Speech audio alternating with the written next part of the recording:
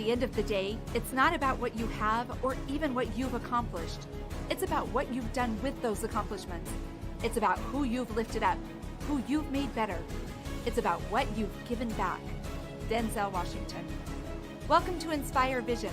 Our sole purpose is to elevate the lives of others and to inspire you to do the same. Sophia, welcome to the show. Thank you, Dr. Doug, and thank you for having me back. Well, I'm excited. On the first show, and I know some people will be listening to this for the first time, but on the first show we talked about so many interesting things, and I realized we could have gone on for a few hours, and so we decided to do another one, which I think is great. So here's my question, though. I'd like for you to share with the audience again your background, and because you have so many different tools available to you, and I'd like you to share that with the audience. Absolutely. So my background is in medicine. So I have a master's in epidemiology. So I came from the medical model, and epidemiology is the study of diseases, what groups will get a particular disease, and you're looking also at medications, which ones are effective and not. And then I also was a network engineer. So I had a computer degree as well. And through my journey, having had a chronic illness that actually was going to affect permanently my life, I had to explore other avenues. So medicine covers the symptoms of disease. And so I came across the teachings of Dr. Joe Dispenza, which were very influential for me in order to heal a condition that I had for 14 years that basically I was told, go home and see what happens or when it happens. And healing it and not taking any prescription drugs. So what Dr. Joe teaches is all disease is a lowering of frequency. And I ended up but there was a missing component for me, and that was I did not know how to master my emotions and be in a positive state and believe that I could heal this. So that's where EFT and hacking reality came. So EFT is a somatic modality that regulates the body, and you can release limiting beliefs. And hacking reality is a modality that rewrites your beliefs and your memories, because where are memories stored? They're stored between new neurons. It's like a groove of a negative memory. So when I was ill, basically was, I'll never get well. I'll never get well. And there's an image that actually flashes in your brain showing you that when you're thinking that. And so I had to clear that, prune that, and then re-imprint a new one with hacking reality. You know what? The joy of being healthy. And how does it feel? And by keep on rewriting it, eventually your body follows your mind. That's what Dr. Joe teaches. So my body followed what my mind was imagining. And I also have some training on meta consciousness that is the biological concept of disease. And I'll give you an example. Pneumonia is not a bacterial infection, even though that's what the world wants to believe. Those are the symptoms of it. But the true reason is feeling powerless and feeling attacked by the world and not able to breathe because you don't feel you have the energy to survive.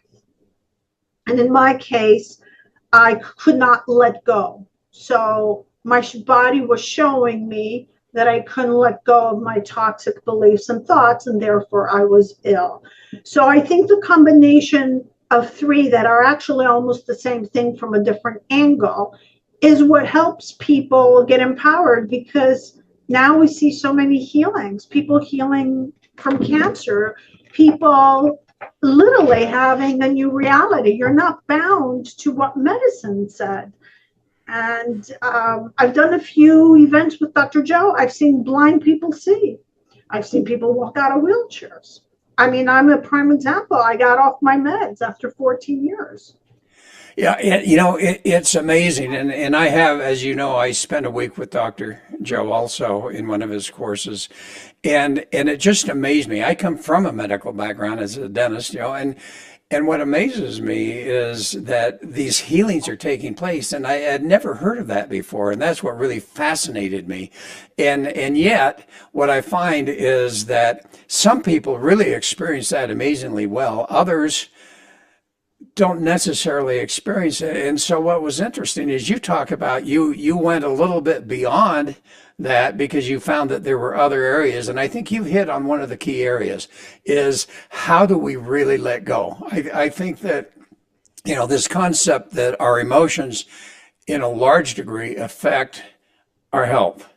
And as you say, there are frequencies that if we can tap into, if I'm understanding it correctly, will really help to overcome some of those diseases. But the challenge is how do we let go of those limiting beliefs and those beliefs, which not only I think are in the neurons, but also we've got the DNA memory. We've got the ancestral DNA memory that comes up that we have no control over, and yet it's there. Absolutely. So it's stored in the body. So fear, anger, frustration, and judgment is going to activate your sympathetic nervous system. And it's going to activate your adrenals. So you're going to get cortisol. There's not a chance in a million you're going to heal, which is what was my situation. And I'd like to address people the first time I healed, because I healed at an event, I did not grasp the teachings. So I healed and I was happy and I was high. But my fears and my belief that the condition may come back and my anger and the not letting go creeped in. And in 2.5 months later, I'm actually more sick than I was the first time. That's when I realized, okay, I need to do what he says to master your emotions, but I could not master it. I did some breath work, which helped, but I couldn't do what the Buddha says. You just find the energy, you breathe into it and let it go. It just didn't work for me. And I think that's true. I think it's true for me too.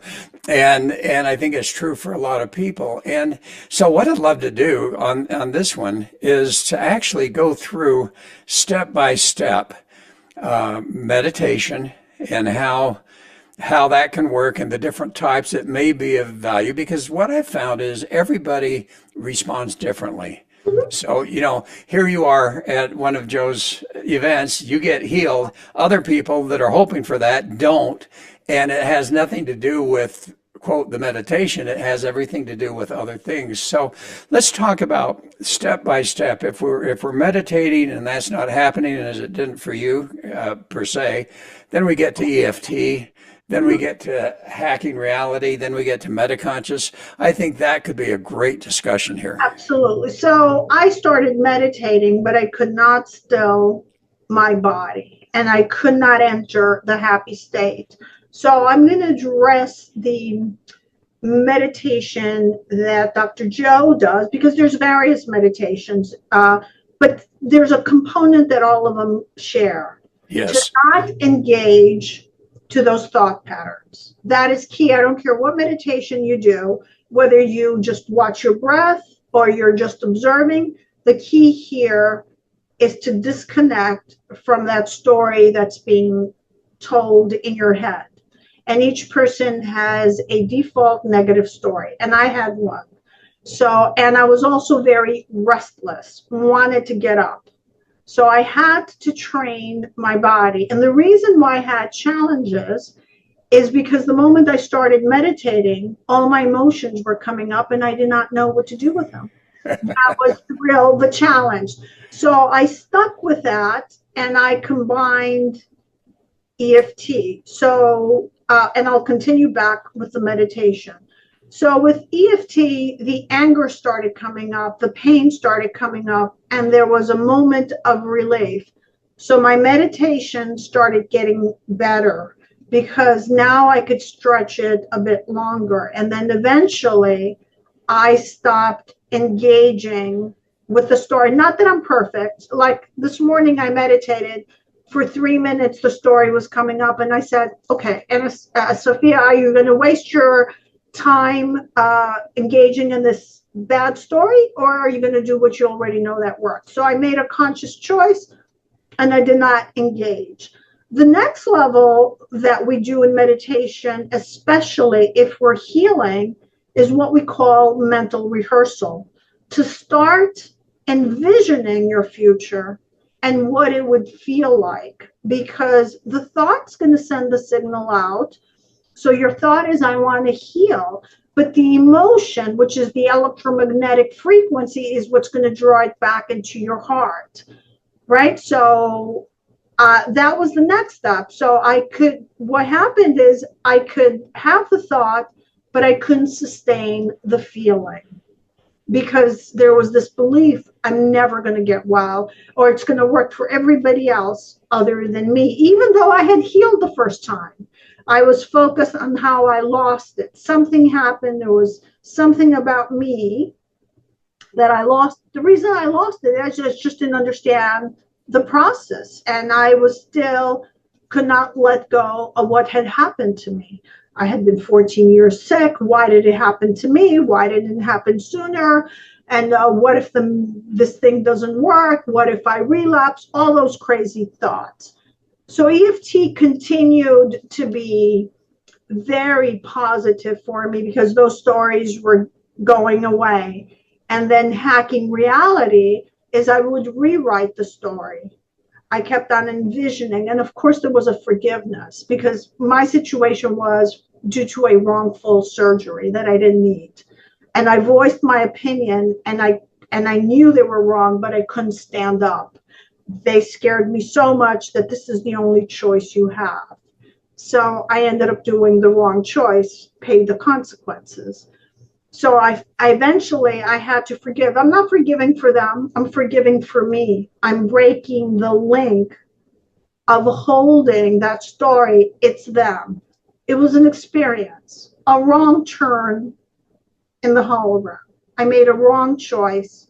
I did not believe in myself, even though I had the medical knowledge. And I'm sorry to interrupt. When you talk about meditation and then tap into EFT, how do you do that? I mean, are you doing your tapping? And for folks that are watching the video, it would be great for you to show them how to do it. And for those that are listening, just kind of explain it as you're doing it.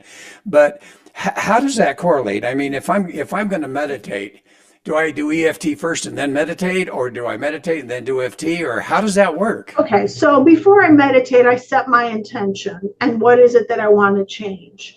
And also I plan based on my yesterday experience, what went wrong yesterday.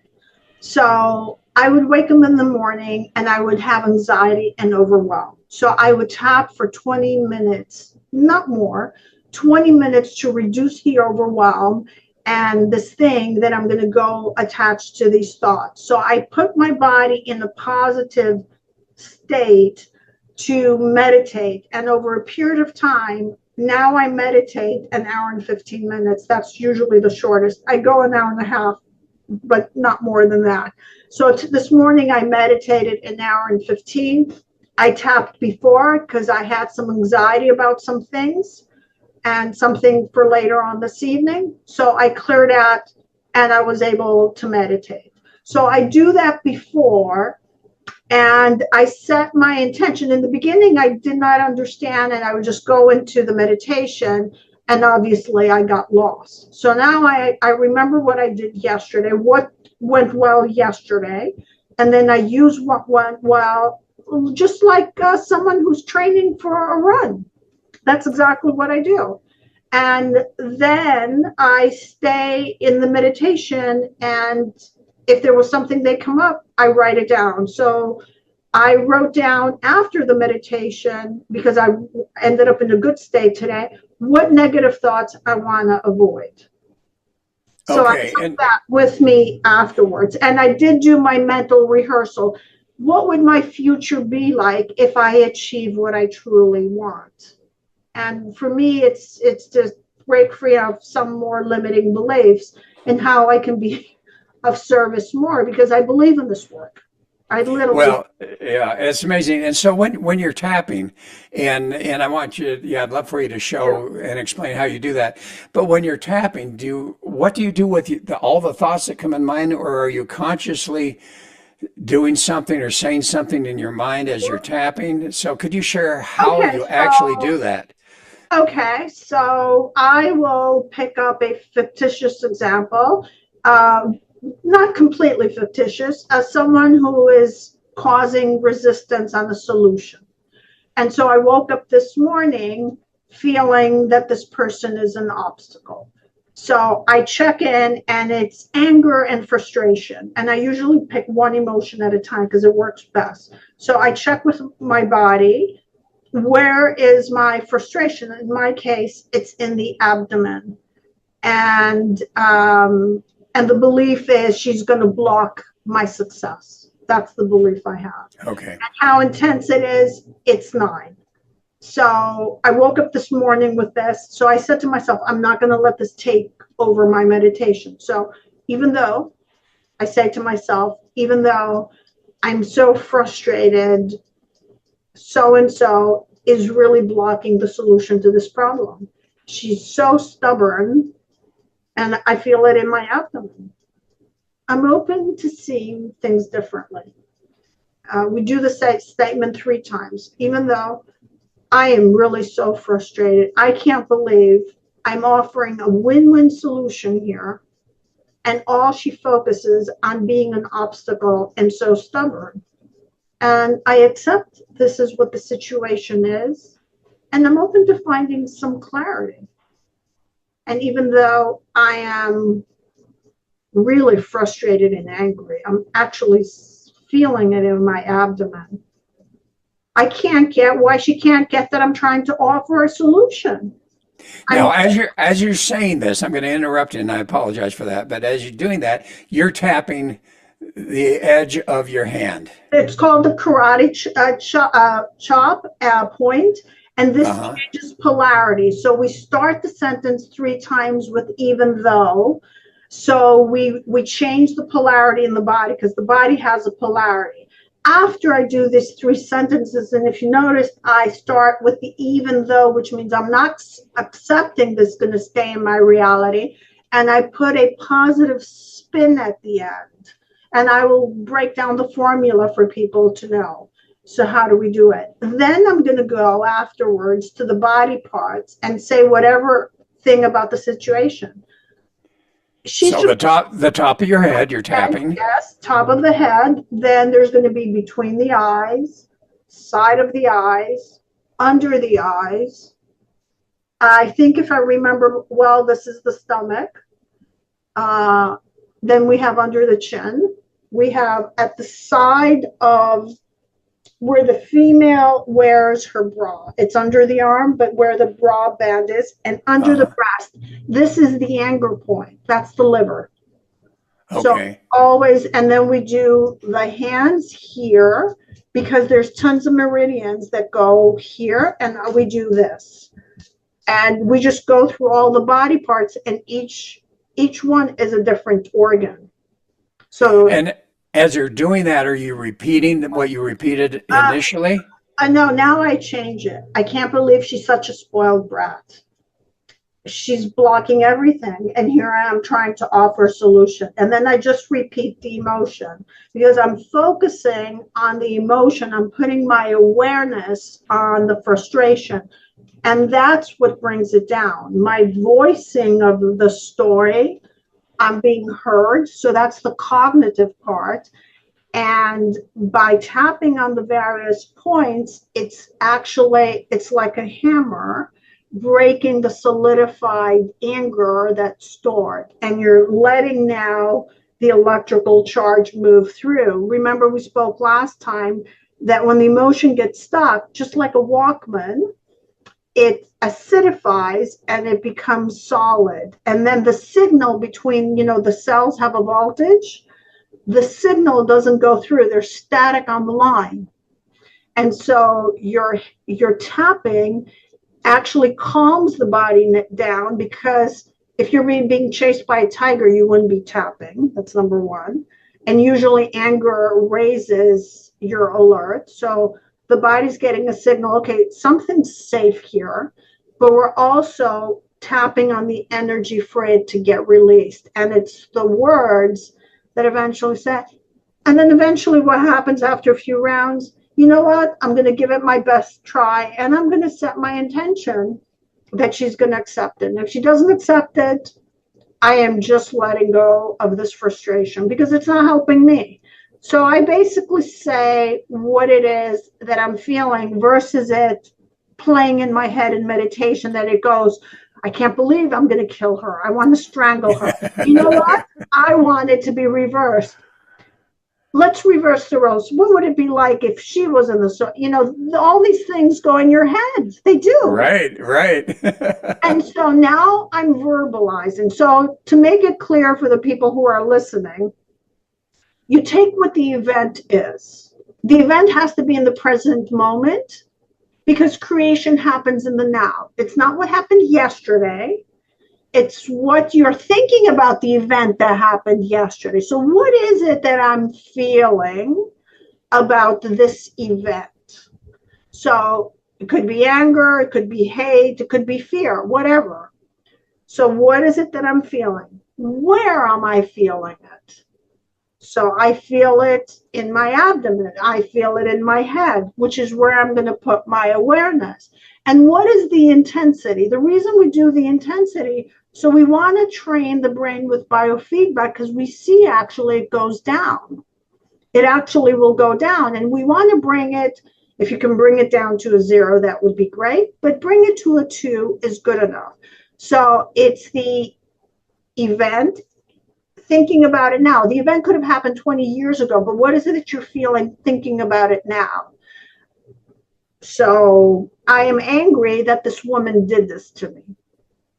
And I feel it in my abdomen. And then we always start here to change the polarity. And we start with even though, so we're not affirming I am angry and I'm keeping it. Even though I'm angry and I feel it in my body, I accept this is what's happening. Because remember, the Buddha said you have to accept or acknowledge what has happened in your reality. Because if you reject it, you're going to cause resistance. You're going to get more of it. So there's some form of acceptance. I accept this is what I'm feeling. I acknowledge this is what I'm feeling. I'm open to seeing things differently. I'm open to finding a resolution. This is what the story is. But maybe there's a miracle for me out there. Well, and as you said, it could have happened years and years ago. So for someone that wakes up in the morning and they don't necessarily have that anxiety, but at the same time, they recognize that their response to different events during the day are coming from those emotions, subconscious emotions that they have.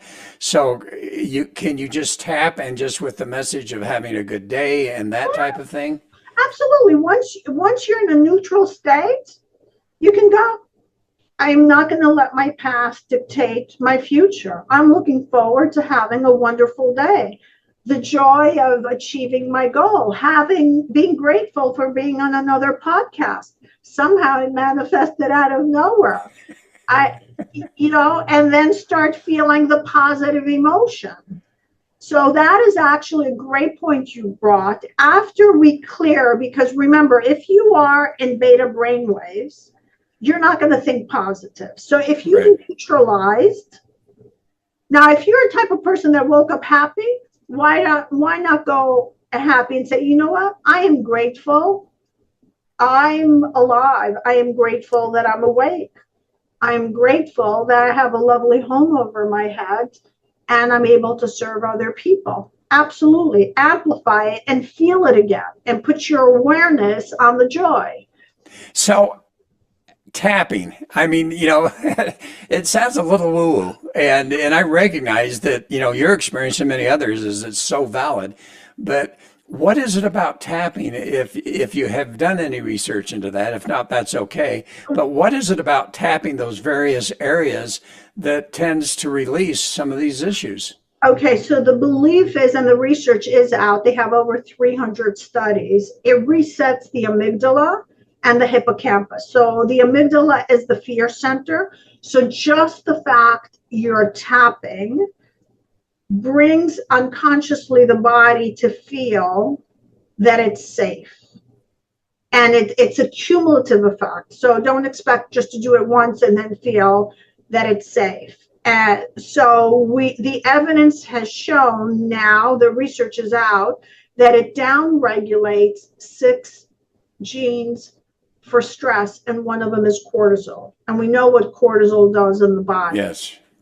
So it resets your fear center, the amygdala, and also your hippocampus. Now, if you add hacking reality, now if you rewrite that image, you're actually putting a new image in your brain, because between 2 neurons is where those memories are being stored. And if you keep on replacing it, I don't want to share too much about my past, but I did not have an easy upbringing. I had a pretty challenging upbringing, but I've done a lot of tapping.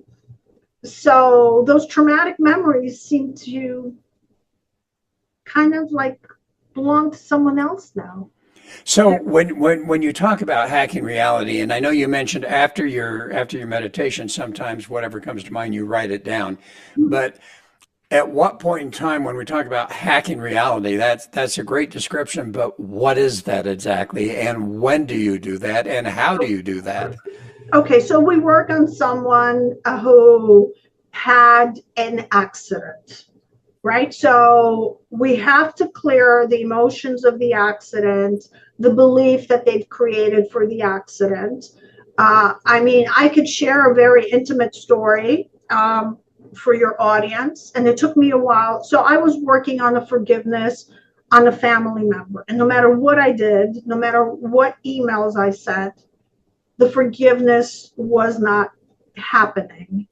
And there was a memory that had happened to me when I was 2. So this other person was taking care of me. There was an accident. I got a cut here on my lip and here, and something, my mother was not available. So I was only 2. I had to wait for my dad 2 hours bleeding till he came home and take me to the hospital. So I was 2, and I had worked on this memory so many times. And my belief about the person was, she did it to me.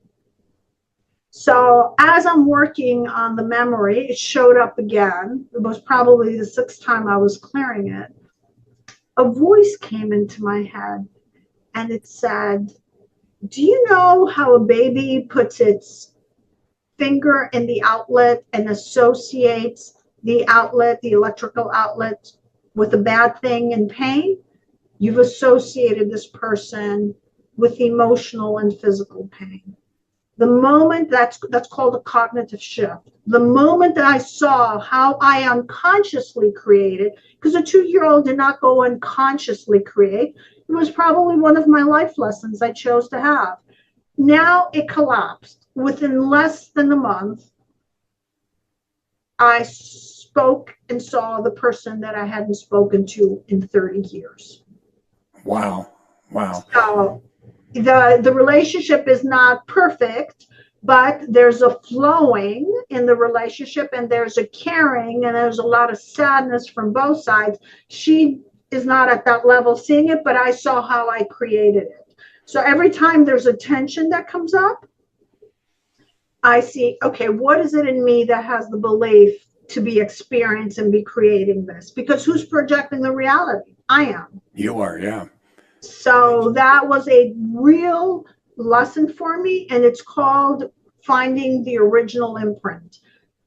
Once that, I cannot say she's a monster, because I already know I unconsciously created it. I saw it. Well, and so as you do that, when do you do that? I mean, here I am. So I get up in the morning, I'm doing my EFT, I'm tapping, then I do the walking meditation. So I get out and I do my walking meditation and try to get rid of all those thoughts that come up, or at least put them to the side. But when they come up and I realize that here's something that's really there, is it actually, and you said you write things down, is there actually a different time that after you've done all of this, then you go, okay, here's the issue, that's when you start to hack the reality? Or Okay, so how let's do you go go back to about this hacking memory. reality? So once I got this, it's called a cognitive shift, and that is a very crucial thing for people. Now they know they're on the right path when they get a cognitive shift. I decided to rewrite this experience. So instead of seeing it as an accident, I rewrote the experience that she did the best she could, and my father came right away to take care of it. So I kept on replaying that new memory. You rewrite it, you breathe in it from the top of your head, you breathe it in your heart, you breathe it in on your cells, and you send it across all time, spaces, dimensions, realities throughout all eternity. Because there's many of you. We haven't discussed it, but there's tons of us, right? So you want to update the software on all these other yous. Are you doing that during meditation then? No, I did that after I finished that tapping round. Uh-huh. I now do the hacking reality. I am putting now the new picture that I want because I've released all the emotional charge. Now I didn't see this person as a monster anymore because I saw how I created. So that belief system collapsed. I put a new picture in my mind that it was a pure accident. She called my dad right away. She was concerned and it was taken care of. So what are the new feelings? I'm being loved, I'm being supported, and I'm being taken care of. The original was, before I had cleared it, she did it deliberately. She was after me. She didn't care. And now I have a new story. You see how that negative story got replaced with a positive one? I do. And so timing wise, this is what I'm trying to figure out is timing wise, you did your tapping, you realized what was going on, then you actually mentally did your hacking reality, and then you went to meditation. Correct. Correct. Okay. Okay. Correct. Correct. Then I went to meditation. I don't always tap before meditation, but 95% of the time I do. If I wake up in a super happy state and I'm in pure joy, there's no need for me to tap before meditation. But if I wake up like the average person wakes up, worried how their day is going to go, and there's some anxiety, I will do that so I can reduce those crazy thoughts, that monkey mind that is there, so I can be present. Okay, so as you're meditating, and let's say that you want to focus on, all right, I want to focus on my knees. I got bum knees. Okay, so I want those to heal. And so how do I go about that? And let's talk a little bit about the quantum field and frequencies and how that all interacts and how the magnetism and the attraction and all of that happens. So if I'm wanting to get my knees healed, how do I do that in the middle of meditation? So let's start from the beginning. So I would like to incorporate the concept. I haven't looked up the knees, but usually the knees is about moving forward. Okay? Because remember, all disease or symptoms is a lowering of frequency. So something in your life is you feel you can't move forward as fast as you want or the way you want. Now, if it's both knees, that means there's both a female and a negative. The right side is the masculine. A lot of people will have one, like I have a client, she will have knee pain. Well, she can't move forward in her marriage because that's the masculine side. She's female. She's married to a man. Okay, so she has that as her awareness when she does her tapping. So now let's go into the meditation, but let's address where is the disease? The disease is not in the body. The disease is in the field, right? The pattern, that's not what I teach, is what Dr. Dispenza teaches. Right. So it's in the light body before you enter the reality. It's not physically on the body because the body is a projection. Remember, this is a hologram. It's a two-dimensional image that is projected as a hologram, and you are animating the hologram. So there's this belief, and it manifested in your knees because of some belief system not being able to move forward.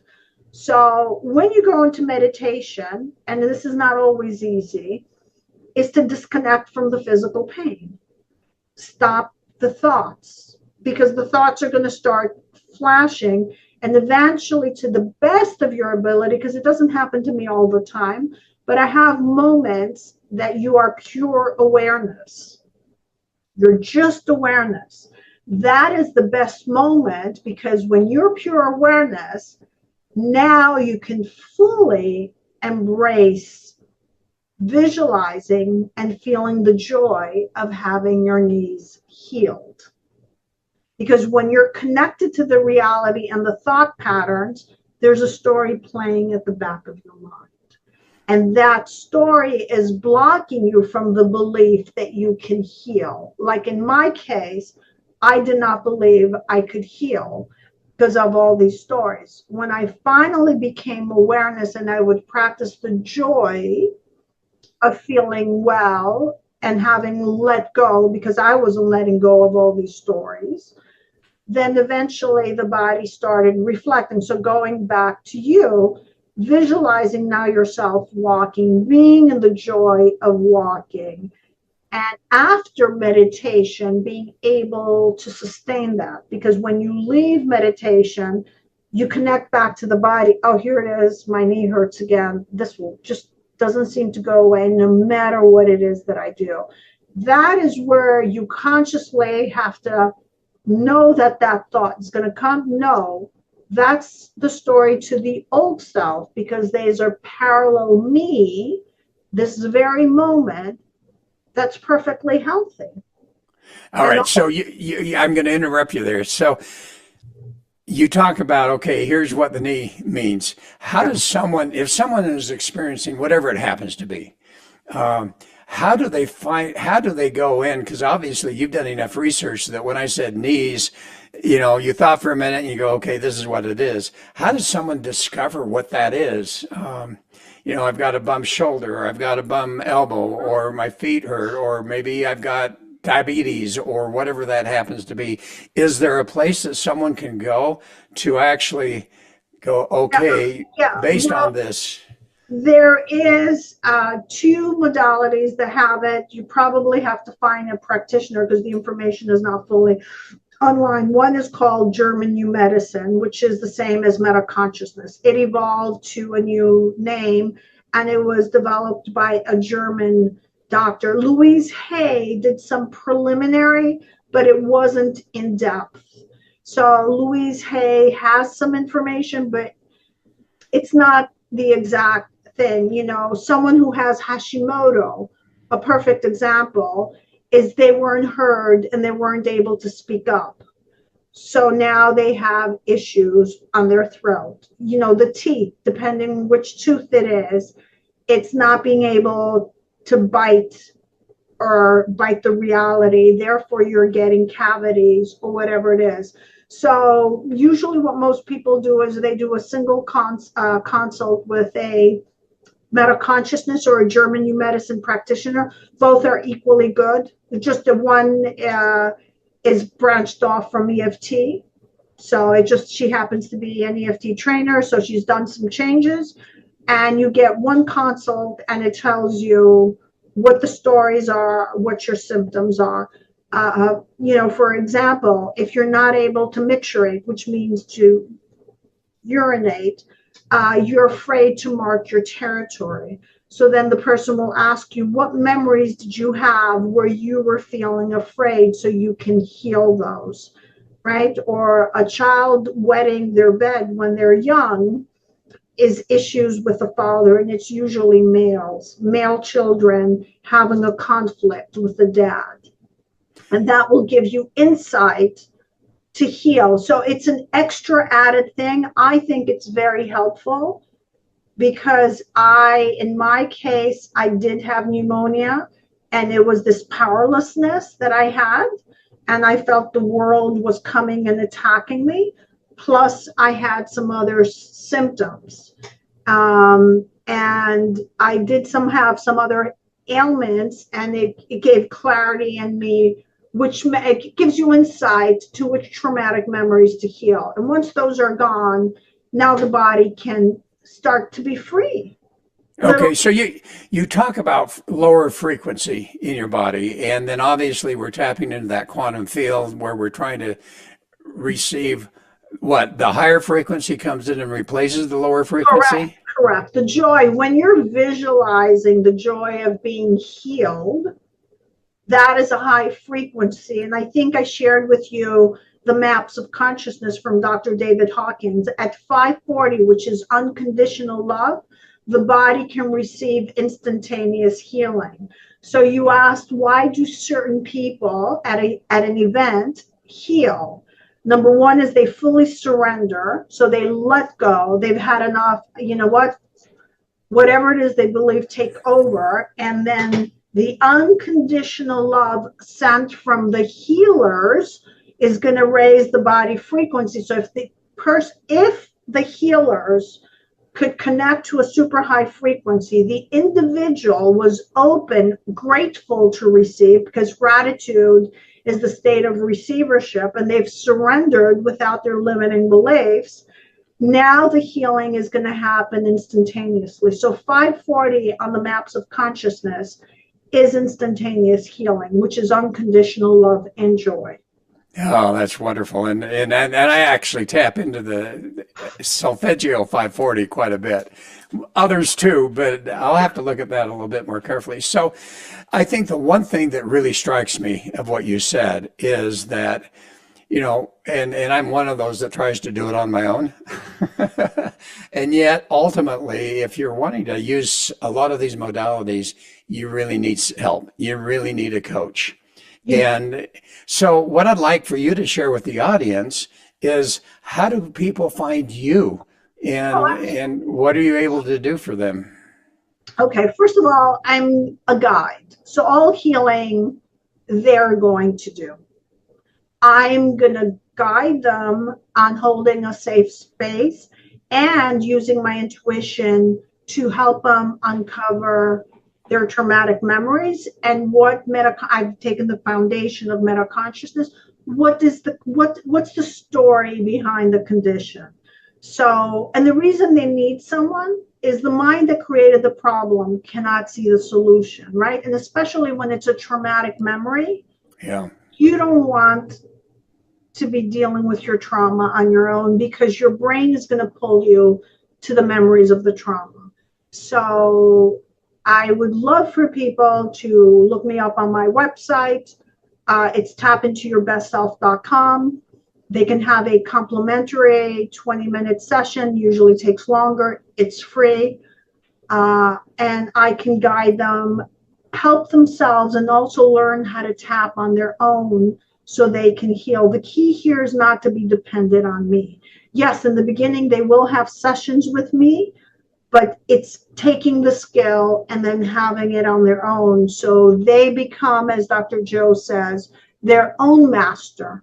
I am just the guide in the beginning. I now also do teach Dr. Joe's Change Your Mind, Create Your Results, which gives you a way to harness your thoughts, certain tools that you can use to watch those thoughts, and then do that mental rehearsal of being well, because we can't allow those thoughts coming in.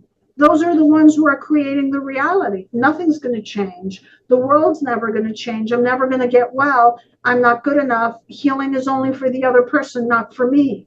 And when you come from a medical background like me, it's very hard to dispel that you can get well with an energy modality or energy from the field by feeling in joy. I would say to you, when I first read this stuff, you need a straitjacket. I've worked in the hospital. I know this is not healable. And so I had to let go those beliefs. Little by little, they have to go, and they went. So I am not the same person that I was. I was someone who was angry, but I didn't show it to the world. So I was internally angry, which is why my body had a lot of health challenges. That's wonderful. And guess what? We've run out of time again. Like I said, last time is like, come on again. So we'll leave you alone for a little while. But what would be a message you'd like to share? Number one, again, they can reach you by going to tapintourbestself.com, and you've got a free complimentary 20-minute session with them. So what would a message be that you'd like to share with the audience? A short message. That there's another you that has everything that you want and is the best version of you, and it's all about you aligning to that version, and you can have it.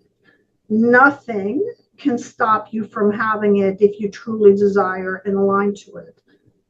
And that's my message. I love it. I love it. Sophia, thanks so much. Thank you This has very just much. been great. And I really appreciate that you're willing to go in and do some of this explanation. Not everybody's willing to do that. And yet, I think for people to reach out to you, understanding that here's a process, but they still need that mentor, they still need that guide to help them. And then, yes, ultimately, you move away, and now they've been trained and know how to do it themselves. Yes. Well, thank you very much for having the opportunity to have me on the show. And I really hope all your audience knows that there's a better version, a happier version, and a healthier version of them out there that they could align. And thank you. And folks, thanks for listening. I hope this has made a difference for you. And please feel free to join us again. This is Dr. Doug saying namaste.